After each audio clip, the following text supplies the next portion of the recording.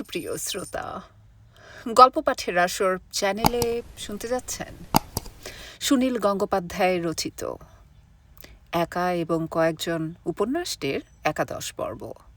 আমি ওয়ারা কারিম, সাথে থাকুন।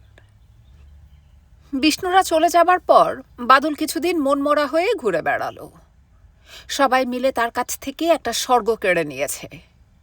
এতদিন তার কল্পনায় দার্জিলিংয়ের কোনো অস্তিত্ব ছিল না, কিন্তু বিষ্ণুর সঙ্গে সেখানে বেড়াতে যাবার সব পরিকল্পনা করে ফেলার পরও না যাওয়া যে কি মর্মান্তিক তার কেউ বুঝবে না।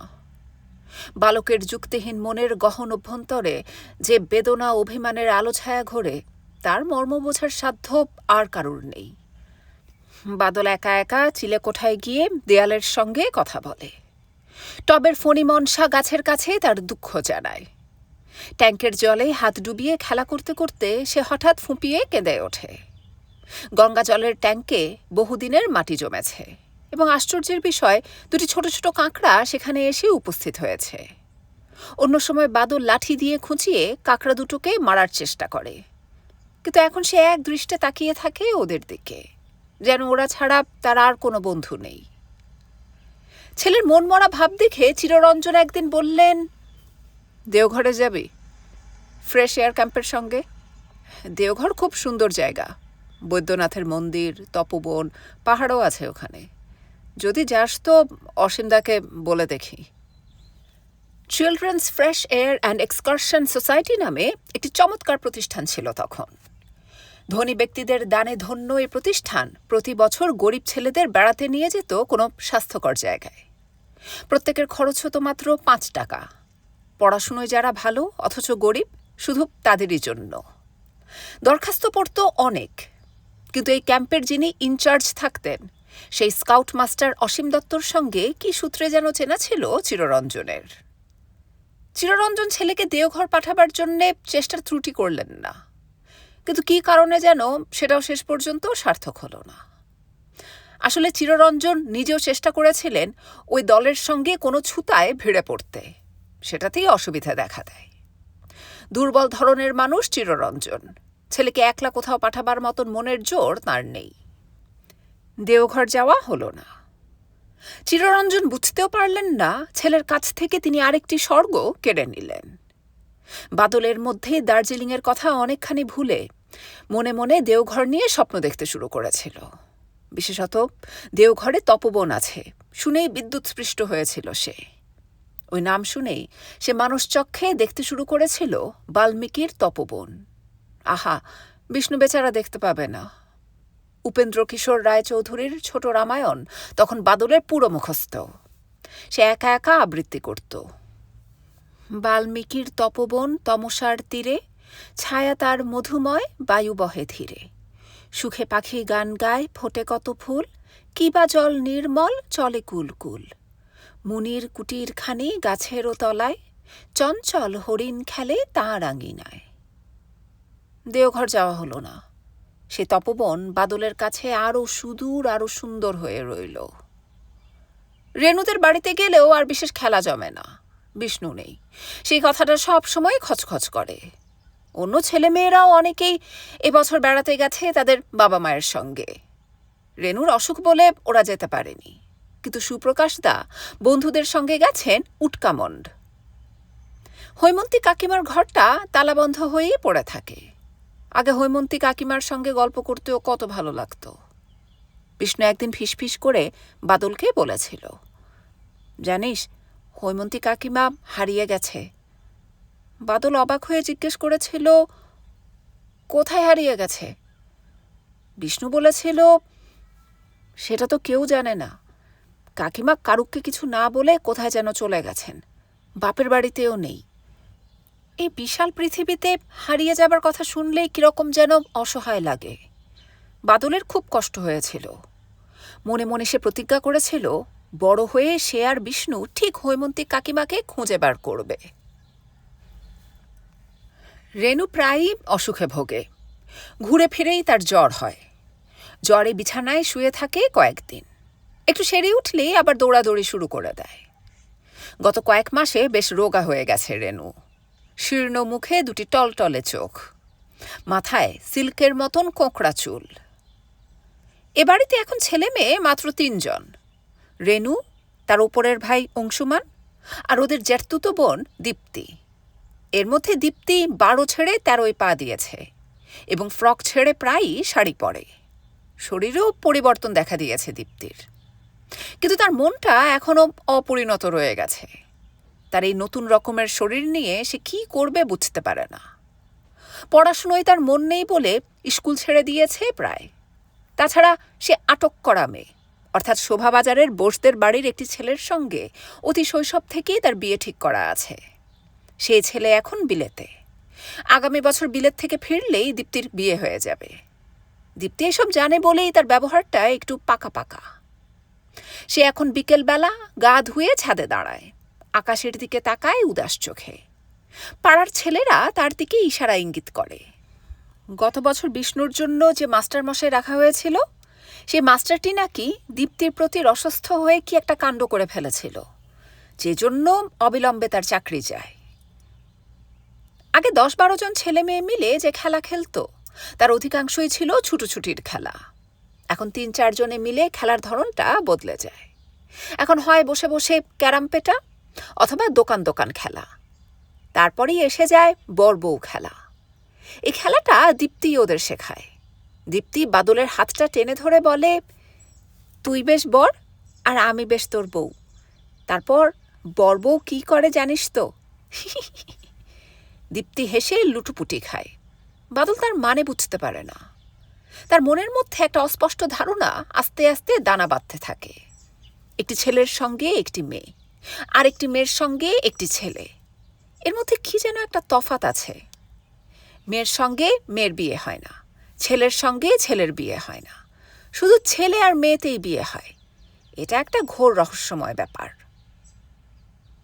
অংশুর সঙ্গে বাদলের কিছুতেই বনে না। বয়সের তুলনায় বাদল একটু বেশি লম্বা হয়ে গেছে, তাকে অংশুর চেয়ে বড় দেখায়। অংশু একটু স্বার্থপর ধরনের, আর সব সময় খালি নালিশ করে। খেলতে খেলতেই চেঁচিয়ে ওঠে, মা দেখো বাদল আমার বই নিয়েছে, মা বাদল আমার লেত্তি ছেড়ে দিল। নালিশ শুনে রত্নপ্রভা এসে ছেলেকেই বকুনি দেন। অংশু তবু খেলার মধ্যে প্রায় ঝগড়া করে উঠে চলে যায়। তখনই দীপ্তি বলে, ও যায় যাক, আয় রে আমরা বর বউ খেলি, তুই আমার এইখানটায় হাত দে। বাদল একলা রাস্তায় বেরোয় না। এ বাড়িতে আসে সে চাকরের সঙ্গে। চাকরটি বড় ফাঁকিবাজ। অনেকদিন সে বেশ খানিকটা দূর থেকেই বলে, এবার দাদাবাবু তুমি সোজা চলে যাও, যেতে পারবে তো? আমি দাঁড়িয়ে রয়েছি, আমাকে আবার বাজার যেতে হবে তো। সেই পথটুকু বাদল একা একা হেঁটে আসবার সময় খানিকটা স্বাধীনতার স্বাদ পায়। একদিন দুটো বয়স্ক ছেলে তাকে রেনুদের বাড়ির কাছেই দাঁড় করালো।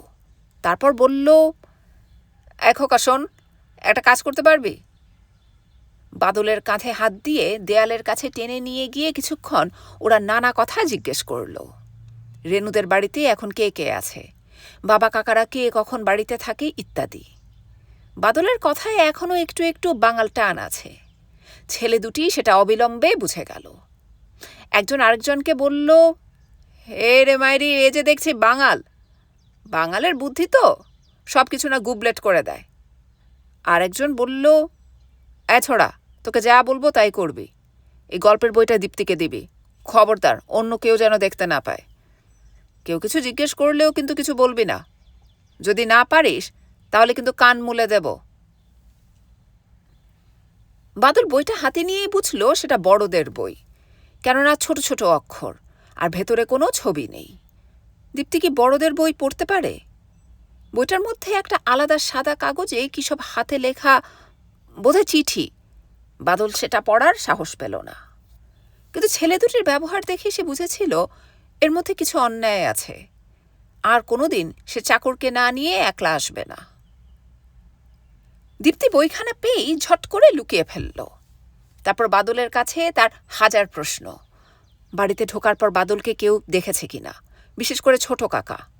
বইটা বাদলকে কে দিয়েছে, কল্যাণ না সত্যেন? বাদল কারুরই নাম জানে না। দুজন ছেলে একসঙ্গে ছিল, কিরকম চেহারা বলতো? যাই হোক, প্রশ্নের উত্তর পেয়ে সন্তুষ্ট হয়েছিল দীপ্তি। বাদলের ওপর খুব খুশি হয়ে সে বলল, কি ভালো ছেলে রে। তারপর ফটাস করে সে দিয়ে ফেলল বাদলের গালে একখানা চুমো। বাদল ভ্যাবাচাকা খেয়ে গালে হাত দিয়ে দেখল সেখানে থুতু লেগে আছে। তার ঘেন্না করতে লাগলো। দীপ্তিটা একটা কিরকম যেন। রেনু যখন বেশ কয়েকদিন টানা জ্বরে ভোগে, তখন বাদল গেলে রত্নপ্রভা বলেন, বাদল লক্ষ্মী ছেলে আমার, আজ তোমরা এই ঘরেই বসে খেলো। তোমরা অন্য কোথাও গেলে রেনুও উঠে যেতে চাইবে। কিংবা রেনুকে তোমরা গল্প শোনাও না, ও বেচারি একদিন ধরে বিছানায় শুয়ে আছে। দীপ্তি কিংবা অংশু বেশিক্ষণ বসে না, যে যার ইচ্ছে মতন উঠে চলে যায়। বাদল রেনুর মাথার পাশে বসে বই পড়ে শোনায়। টম কাকার কুটির, রবিনহুড, হেমেন্দ্র কুমারের যখের ধন, সুকুমার রায়ের পাগলা দাশু, অ্যান্ডারসনের রূপকথা। রেনু তার জ্বর ছলছল চোখ মেলে এক মনে গল্প শোনে। গোটা একখানা বই না শুনলে বাদলকে কিছুতেই যেতে দেবে না। কান্নাকাটি করে, ওষুধ খেতে চায় না। রত্নপ্রভা বাদলদের বাড়িতে খবর পাঠিয়ে দিয়ে দুপুরে তাকে সেইখানেই খাইয়ে দেন প্রায়ই। রেনু সবচেয়ে বেশি ভালোবাসে রামায়ণের গল্প শুনতে। বারবার শুনেও তার তৃপ্তি হয় না। বাদল তখন চোখ বুজে আবৃত্তি করে, দুঃখিনী সীতার কথা শুন তারপর, মায়ের চোখেতে জল ঝরে ঝরঝর, ময়লা কাপড়ে মাতা পড়িয়া ধুলায়, এমন সময় হনু আইল সেথায়। হনু বলে, শুন মাগো, মরিল রাবণ, মুছ মা চোখের জল উঠো গো এখন। সুখেতে সীতার মুখে কথা নাহি সরে, পাবেন রামের দেখা এতদিন পরে।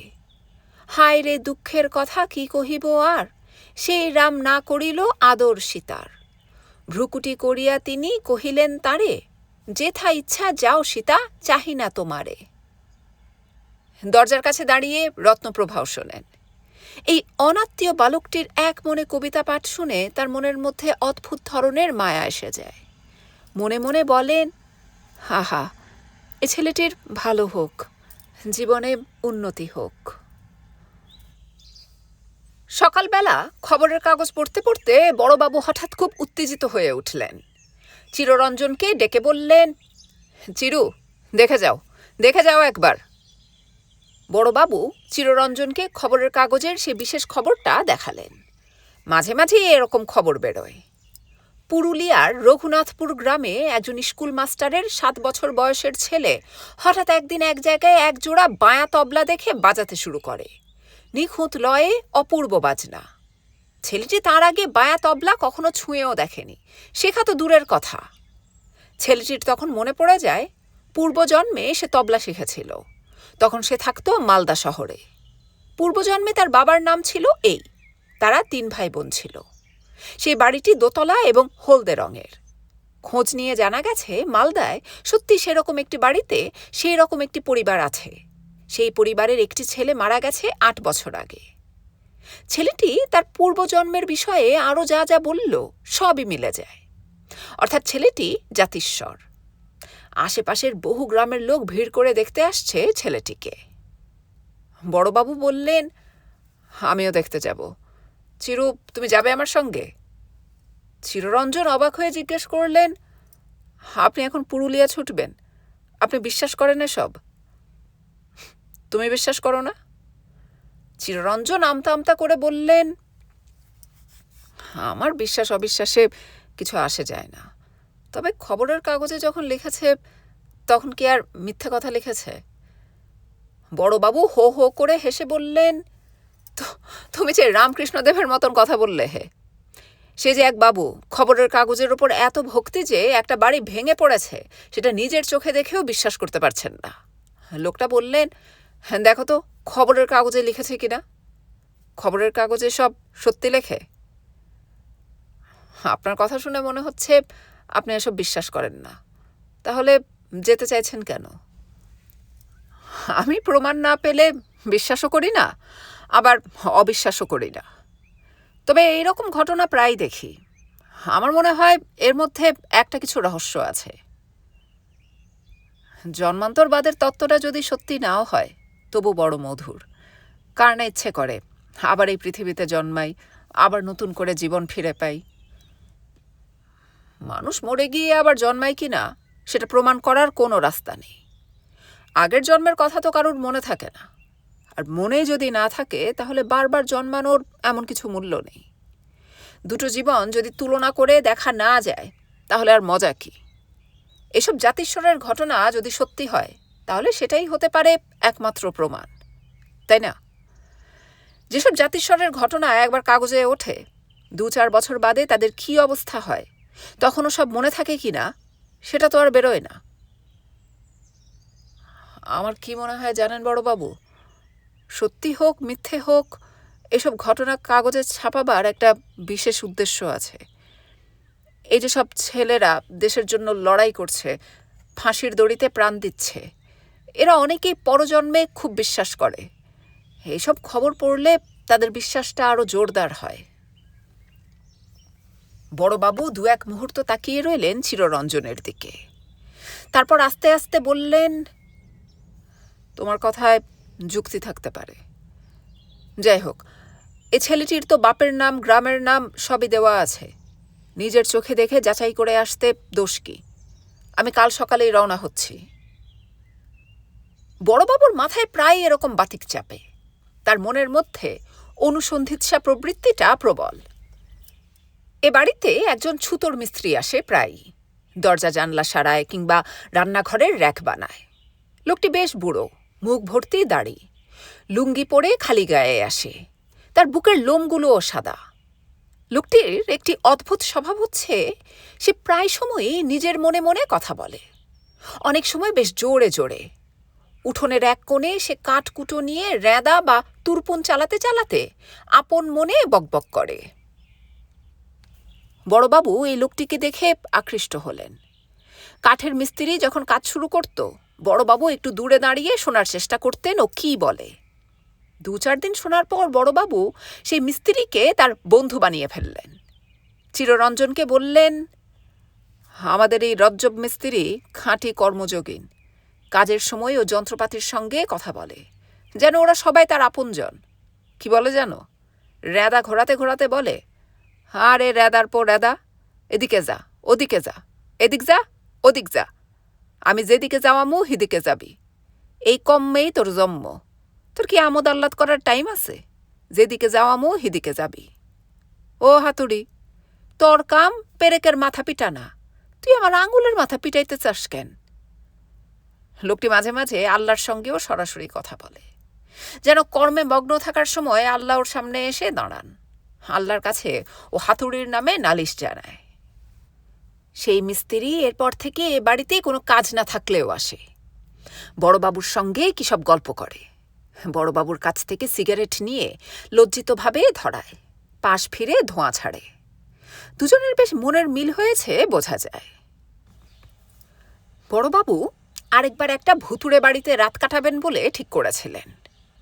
কলকাতা শহরে তখন অনেক খালি বাড়ি থাকত, পথে পথে টু লেট নোটিশ দেখা যেত। মালিকের অভাবে বা অযত্নে 2-4টে পোড়ো বাড়িরও অভাব ছিল না। সেই সব বাড়ি ঘিরে আস্তে আস্তে ভুতুড়ে গল্প দানা বাঁধে। দেশ বিভাগের পর রেফিউজিরা এসে কলকাতার সব ফাঁকা বাড়ি দখল করে নিয়েই কলকাতার ভূতদেরও তাড়িয়ে দিয়েছে। তবে নিছক বাজে গুজব কিংবা গালগল্প শুনে ছোটার লোক ছিলেন না বড়বাবু।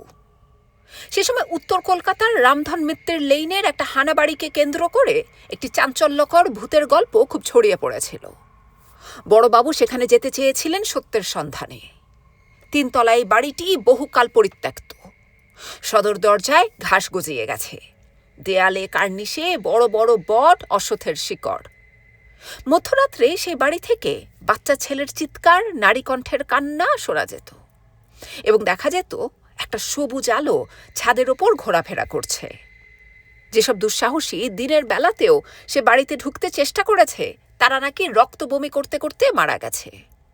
একটি প্রাইভেট ব্যাংকের মালিকের ডাকাবুকো সন্তান নিজস্ব অ্যারোপ্লেনে সেই বাড়ির ছাদের ওপর চক্রাকারে পরিভ্রমণ করেও সে সবুজ আলো দেখতে পেয়েছে এবং তার কোনো মানে বুঝতে পারেনি।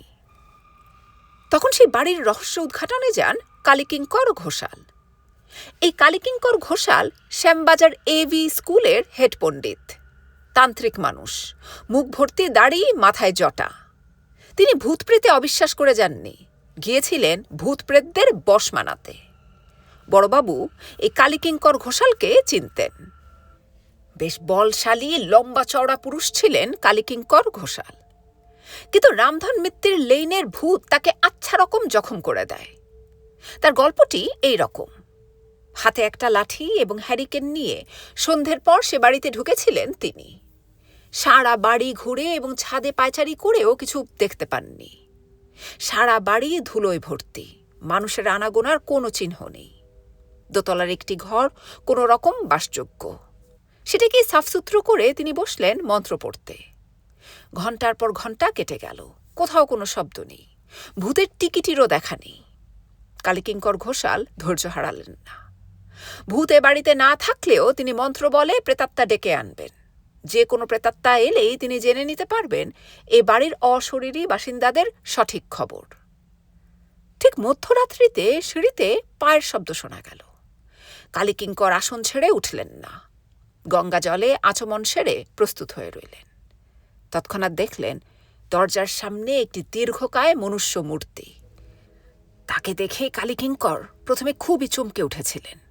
চমকাবারই কথা, কারণ সেই পুরুষ মূর্তিটির চেহারা হুবহু কালীকিঙ্করেরই মতন, ঠিক যেন কালীকিঙ্করের যমজ ভাই। অথচ কালীকিঙ্করের যমজ কেন, কোনো ভাইই নেই। দরজার কাছে দাঁড়ানো কালীকিঙ্করের চেহারা এক দৃষ্টে চেয়ে রইল ঘরের মধ্যে উপবিষ্ট কালীকিঙ্করের দিকে। কালীকিঙ্কর ঘোষাল বিচলিত হলেন না। তিনি বুঝতে পারলেন এটা মায়া, অবিকল প্রতিমূর্তি সৃষ্টি করা এক প্রকার রাক্ষসী মায়া। কালীকিঙ্কর বসে আছেন, লোকটি দাঁড়ানো। না হলে বলা যেত তিনি যেন আয়নায় নিজের ছায়া দেখছেন। কালীকিঙ্কর জিজ্ঞেস করলেন, তুই কে, কি চাস? লোকটি উত্তর না দিয়ে অদ্ভুতভাবে হাসল। তারপর ঘরের মধ্যে এক পা বাড়াল। কালীকিঙ্কর গঙ্গা জল ছিটিয়ে বললেন, যা যা। অমনি মূর্তিটা মিলিয়ে গেল। এরপর দরজার কাছে এলো একটি 12-13 বছরের মেয়ে, কস্তা পেরে শাড়ি পরা, আঁচলটা জড়িয়ে গাছ কোমর করে বাঁধা। একে দেখে কালীকিঙ্কর আরও বেশি চমকে উঠলেন। মেয়েটিকে দেখতে অবিকল কালীকিঙ্করের নিজের মেয়ে লীলার মতন, তার একমাত্র মেয়ে। মেয়েটিকে দেখে কালীকিঙ্কর দুর্বল হয়ে পড়েছিলেন, কিন্তু আসন ছেড়ে উঠলেন না। মেয়েটি ঘরের মধ্যে এক পা এগিয়ে তীক্ষ্ণ গলায় বলল, তুই কেন এসেছিস? ভূতপ্রেতরা সবসময় তুই বলে, তুমি বা আপনি তাদের অভিধানে নেই। কালীকিঙ্করের দিকে গঙ্গা জল ছেটাতে পারলেন না। কুমারী মেয়ের প্রতি মন্ত্র খাটে না।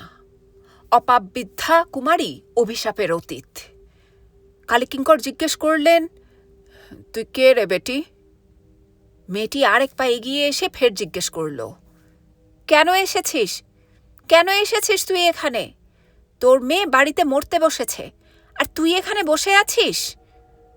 কালীকিঙ্করের বুক কেঁপে উঠল। তবু তিনি হেসে উঠে বললেন, আমার মেয়েকে জলজ্জান্ত সুস্থ দেখে এসেছি কয়েক ঘন্টা আগে, আর এর মধ্যে সে মরতে বসেছে। মেয়েটি বলল, যা বাড়ি গিয়ে দেখ। কালীকিঙ্কর বললেন, আমার সঙ্গে ছলনা করে তো সুবিধা হবে না। তুই এই মূর্তি ধরেছিস কেন? আমার মেয়ের কথা আমি বুঝব, তুই কে বল। মেয়েটি তখন হঠাৎ মাটিতে শুয়ে পড়ল। মনে হলো যেন অভিমান করে কাঁদবে, ওই বয়সের মেয়েরা যেমন কাঁদে। তা কিন্তু নয়, মাটিতে শুয়ে গড়াতে গড়াতে চলে এলো কালীকিঙ্করের দিকে। কালীকিঙ্কর জোড়াসন করে বসেছিলেন। মেয়েটি কাছে এসেই কালীকিঙ্করের বাঁ পায়ের বুড়ো আঙুল কামড়ে ধরল। কালীকিঙ্কর চেঁচিয়ে উঠলেন, হে কি, ছাড় ছাড়। মেয়েটি কালীকিঙ্করের বুড়ো আঙুল সম্পূর্ণটা মুখে ভরে প্রচণ্ড জোরে কামড়ে ধরেছে। কালীকিঙ্কর পাশে রাখা লাঠিখানা তুললেন তাকে মারবার জন্য, কিন্তু তিনি সাধক মানুষ, একটি মেয়েকে মারার জন্য তার হাত উঠল না, বিশেষত যে মেয়ের চেহারা তার নিজের কন্যার মতন। লাঠি রেখে কালীকিঙ্কর হাত দিয়ে মেয়েটিকে টেনে ছাড়বার চেষ্টা করলেন, কিন্তু মেয়েটির গায়ে যেন অসীম শক্তি। যন্ত্রণা সহ্য করতে না পেরে কালীকিঙ্কর উঠে দাঁড়ালেন। আসন ত্যাগ করার সঙ্গে সঙ্গে তার জোর কমে গেল। দরজার কাছে ফিরে এলো আগের সেই মূর্তি, তার পেছনে আরও কে যেন। কালীকিঙ্করের মানসিক দৃঢ়তা নষ্ট হয়ে গেল। প্রচণ্ড যন্ত্রণায় চেঁচাতে লাগল, হরে হরে, ছাড় ছাড়, আর আসবো না, ছেড়ে দে ছেড়ে দে, মরে গেলাম মরে গেলাম। পাড়া শুদ্ধ লোক শুনেছিল সেই চিৎকার। আশেপাশের সমস্ত বাড়ির দরজা জানলা খুলে দিয়েছিল। কালীকিঙ্কর তখন সেই মেয়েটাকে শুদ্ধ ছ্যাঁচড়াতে ছ্যাঁচড়াতে ছুটে এসেছিলেন বারান্দায়। সেখান থেকে দিকবিদিক জ্ঞান শূন্য হয়ে লাফ দিয়েছিলেন নিচে। তার বাঁ পায়ের বুড়ো আঙুল ছিঁড়ে উড়ে গেছে। খবর পেয়ে বড়বাবু ছুটলেন হাসপাতালে কালীকিঙ্করকে দেখবার জন্য। সত্যি কালীকিঙ্করের এক পায়ের বুড়ো আঙুল নেই, এবং সে রাত্রে কালীকিঙ্করের মেয়ে লীলার সত্যিই কলেরা হয়েছিল। বড়বাবু বাড়ি ফিরেছিলেন খুব চিন্তিতভাবে। চিররঞ্জনকে বলেছিলেন, এসব গাঁজাখুরি গল্পে আমি বিশ্বাস করি না, কিন্তু কথা হচ্ছে কি, কালীকিঙ্কর পণ্ডিত মিথ্যে গল্প ছড়াবেনি বা কেন? তাছাড়া পায়ের ওই আঙুলটা, দোতলা থেকে লাফিয়ে পড়লেও কি পায়ের আঙুল ওইভাবে উড়ে যায়? ব্যাপারটা দেখতে হচ্ছে। বড়বাবু সেই ভুতুরে বাড়িতে যাবার জন্য বদ্ধপরিকর হলেন। বাড়ির সবাই তাকে ভীষণভাবে বারণ করল। বড়বাবু কিছুতেই কারুর কোনো কথা শুনবেন না। বিশেষভাবে তাকে আকৃষ্ট করেছিল ওই প্রতিমূর্তি দেখার ব্যাপারটা। তিনি তার প্রতিমূর্তির সঙ্গে কথা বলতে চেয়েছিলেন। বোধহয় বিশেষ কোনো কথা তার বলার ছিল। শেষ পর্যন্ত বড়বাবুর যাওয়া হয়নি। কালীকিঙ্কর ঘোষালের ঘটনাটা এমনভাবে রটে যায় যে হাজার হাজার মানুষ গিয়ে ভিড় করে সে বাড়ির সামনে। পুলিশ জায়গাটাকেই ঘিরে রাখে এবং শেষ পর্যন্ত কর্পোরেশন বাড়িটি ভেঙে ফেলার সিদ্ধান্ত নেয়।